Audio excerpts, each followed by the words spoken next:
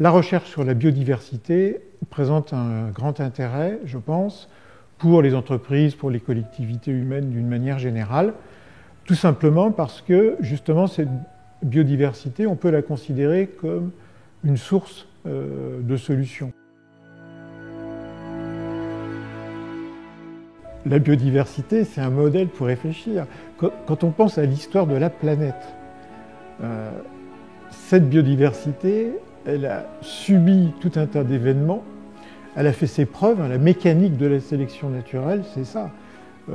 Finalement, au bout du compte, ça conserve ce qui marche. Et d'ailleurs, ce qui est intéressant au passage, c'est qu'on pourrait presque dire que les, je sais pas, peut-être 10 millions d'espèces qui existent à la surface de la planète, c'est 10 millions de solutions efficaces.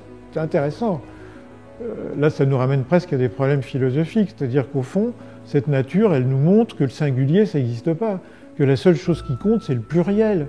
La biodiversité, le mot-clé là-dedans, c'est diversité, c'est profond le mot diversité.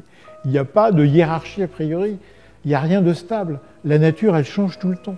Donc ce qui compte derrière la notion de biodiversité, c'est la diversité des formes, des processus, des interactions, et puis la variation dans le temps de ces processus, de ces formes et de ces interactions. Si on n'intègre pas ça, eh bien on fait de la technologie, on utilise des organismes vivants ou des processus vivants, mais dans lesquels il n'y a pas la logique du vivant. Alors ça c'est facile à dire.